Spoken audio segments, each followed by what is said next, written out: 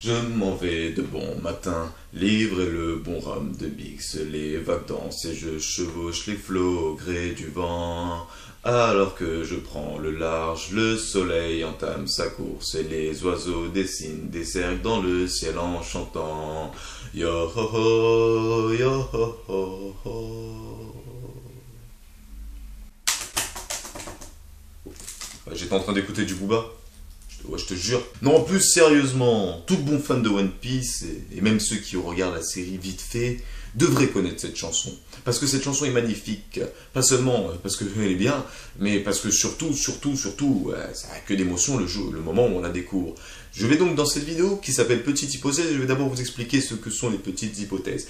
C'est toutes mes hypothèses qui sont, je trouve, personnellement, pas assez intéressante pour faire des vidéos de 46 minutes que tout le monde a peur de regarder parce qu'ils se disent putain le mec pendant 46 minutes tu vas parler que d'un sujet, on a l'impression qu'il fait une dissertation. On a tous dans One Piece des petites hypothèses, qu'on regarde vite fait la série, qu'on soit fan hardcore, qu'on soit spécialiste, qu'on soit analyste, qu'on soit reviewer, qu'on soit gamer, qu'on soit ce que tu veux, on a tous des petites hypothèses. Tous. Eh bien moi aussi, j'en ai. Et c'est très souvent sur des sujets anodins, c'est des trucs tout bêtes, tout vilain, voilà quoi, que je ne trouve pas personnellement assez intéressant pour faire. Mais je me rends compte que des gens, dès que ça dépasse 20 minutes, ils ont peur. Donc je me dis, on va faire plaisir un peu à tout le monde. Lorsque j'aurai des très grosses hypothèses, je ferai des grosses vidéos. Et quand j'aurai des plus petites hypothèses, je ferai des petites hypothèses. Je ne te parle pas de sa mort dans le passé, mon pote. Nous, on ne revoit pas le passé. Nous, ici, on cherche à découvrir l'avenir de One Piece.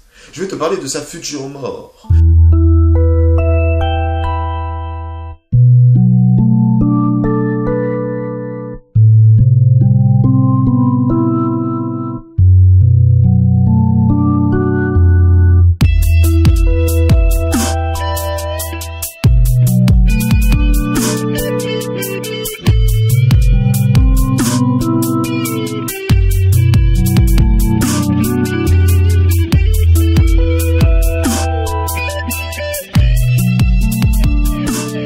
Shine no Beluku Tamashi no Chosho. Et donc voilà, donc déjà on va revoir son histoire quand même. Je vais pas te raconter son histoire, si tu ne connais pas le passé de Brook, déjà c'est très dommage parce que dis-toi que c'est quand même le seul passé qui m'a fait verser une petite larme. L'histoire de Brook elle est bien plus poignante, plus intéressante et elle m'a bien plus touché que tous les autres passés de One Piece. Comme beaucoup de personnes déjà pour commencer, on voit Brook comme une personne un peu immortelle entre guillemets qui finalement tant que son corps est intact, le gars il a pas de souci à se faire. Donc déjà pour commencer, pour moi Brook n'est pas immortel parce que déjà on sait une chose. Brook il a trouvé ce fruit. Voilà, c'est-à-dire qu'il y avait soit il n'y a jamais personne qui a eu ce fruit avant lui, pour commencer, soit le mec qui avait eu ce fruit avant, il a vécu sa vie, il est mort. Possesseur de fruit, mort du possesseur, fruit réapparaît. Brook, possesseur du fruit, mort du possesseur, fruit réapparaît. Il n'est pas immortel. Que l'ancien possesseur du fruit que Brook a mangé, il est mort. Et donc que Brook va quand même mourir. Et donc dans cette vidéo-là, je vais détailler un peu toute mon idée. Donc déjà Brook, le moment où il est décédé, il faut savoir que son âme, elle est montée au ciel. Mais on lui a dit stop mon pote, t'as mangé le fruit de la réincarnation, tu redescends, t'as des trucs à faire sur Terre. Ça veut dire que son âme est retournée sur Terre. Et pendant plus d'un an, pas 2 ans, mais plus d'1 an quoi, son âme a erré sans corps, à la recherche de son corps, qui s'était entre-temps décomposé, transformé en squelette et qui avait gardé sa coupe afro.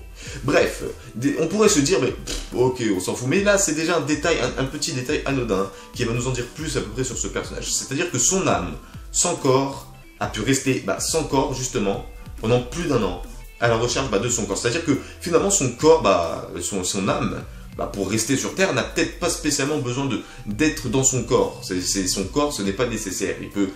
Voilà. Ensuite, plus tard, on apprend que Brook, une fois que il est capable de ressortir son âme de son corps comme bon lui chante. Finalement, son âme n'a pas tellement besoin de son corps. Pendant son combat contre le mec super drôle, l'homme poisson avec le 02 marqué sur son tatouage, qui trouvait toujours une excuse quand il faisait un fail du style il envoie une punchline, personne lui répond, tout le monde s'en fout, il dit à ses hommes, c'est parce que j'ai parlé trop doucement, c'est normal. Le gars il arrive à lui briser la nuque avec son arme, que sa tête est cassée, c'est-à-dire qu'un homme normal serait mort, justement. Mais Brook qui a mangé le fruit de la réincarnation, finalement, c'est son âme qui dicte à son corps, donc tant que son corps est complet, entre guillemets, même si je trouve que, comment il peut savoir ça tant qu'on n'a pas défoncé dessous son corps entier, tant que son âme a un corps où aller, bah, le gars il peut rester, c'est-à-dire il faudrait peut-être le brûler, mais même s'il se faut, le gars il peut quand même rester, on l'a pas testé. Mais on va partir de ce principe, finalement c'est pas son corps qui dit à son âme de rester sur Terre, bah c'est son âme qui reste sur Terre. On va rentrer dans le détail, dans toutes les rumeurs de fantômes, dans toutes les histoires de fantômes et tout ce qui a un rapport avec les fantômes, en général le fantôme il est là pour une raison. Une raison, il reste pas sur Terre en mode ouais, moi je kiffe la Terre, j'ai pas envie de me casser. Pour tous ceux qui regardent la série Ghost Whisperer, je crois que ça s'appelle comme ça, à chaque fois que la meuf rencontre un fantôme, le fantôme a toujours un but à atteindre, et c'est seulement une fois ce but atteint, bah, qu'il peut avoir son ascension au paradis. Mais on pourrait dire, ouais, ça serait spoilé la série, mais non, mais c'est tout simplement, bah, c'est des histoires de fantômes, mon pote. Et donc Brooke, qui est une âme, qui était un mort, qui est revenu à la vie, bah, pour moi, il est sur Terre pour les mêmes raisons. Parce qu'il a forcément quelque chose qui le maintient sur Terre, qui a une promesse, oui, tu sais de quoi je parle, une promesse, un but, un rêve qui le maintient sur Terre. Vous savez de quoi je vais parler, mais du coup, quelle est cette promesse qui maintient l'âme de Brooke sur Terre? Eh bien, c'est la promesse qu'il a fait à la Boone et aussi celle qu'il a fait plus tard à Luffy. En gros, pour moi, je pense que la mort de Brooke, bah, déjà, elle n'arrivera seulement que lorsqu'il aura tenu ses promesses. Lorsqu'il aura donc fait de Luffy le Seigneur des Pirates, c'est la promesse de tout l'équipage. L'équipage ont un rêve, ils ont aussi cette promesse. Ils vont aider Luffy à être le roi des pirates. Ils sont pas sur les mers en mode YOLO, Luffy il est trop fort, on le suit parce qu'on n'a rien d'autre à foutre de notre life. Voilà. Et deuxièmement, la promesse qu'il a fait à la Boone et aussi à son équipage, c'était de retourner voir la Boone, mais pas seulement pour lui dire ça va mon pote, vas-y check, ouais c'était trop bien l'aventure, tout le monde est mort, je suis le seul vivant, ciao, à plus, peace. Non, il doit lui faire écouter la dernière chanson que lui et le reste de son équipage ont enregistrée pendant qu'il mourait. C'est ça, sa promesse. Et donc voilà comment je vois la mort de Brooke. Je vois bien Brooke retrouver, voilà, le fils Seigneur des Pirates après la Grande Guerre, blablabla. On parle pas de ça, on parle juste de le fils Seigneur des Pirates. Brooke, donc il va à Rivers Mountain, il va sur le Cap des Jumeaux. Il fait écouter la chanson, d'abord il fait des grandes retrouvailles de fou avec la Boone, il fait écouter la chanson à la Boone, on verse des larmes, nous aussi on va en verser, tout le monde verse des larmes. Et une fois que Brooke aura tenu ses deux promesses, il n'aura plus de raison de rester sur Terre. Luffy sera devenu le Seigneur des Pirates. Il aura tenu sa promesse faite à son équipage et à la Boone, son âme n'aura plus de raison d'être sur Terre. Et je vois déjà des gens se dire « Oh, c'est triste », mais moi, je vais vous le dire, ce sera la récompense de Brooke. Parce que Brooke, je trouve très triste son histoire, le fait qu'il ait erré pendant 50 ans sur les mers, vu que son bateau n'était plus efficace, que tout le monde avait peur de lui, la solitude, l'emprisonnement, il ne peut pas mourir. Toutes ces histoires, cette promesse, eh bien, il sera enfin libéré. Les chaînes qui le maintenaient sur Terre seront brisées, et il pourra avoir enfin son ascension au paradis. Et ce sera la mort de Brooke.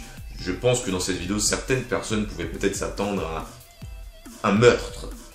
Parce que quand on parle de mort, dans des hypothèses, beaucoup de personnes se disent « Ouais, quelqu'un va le tuer, ou il va mourir en sacrifice, ou il va... » Parfois, la mort, elle n'est pas provoquée par un inconnu ou par un incident. La mort peut arriver toute seule. La mort, voilà, eh bien, c'est comme, au final, au fil du temps, c'est un ami.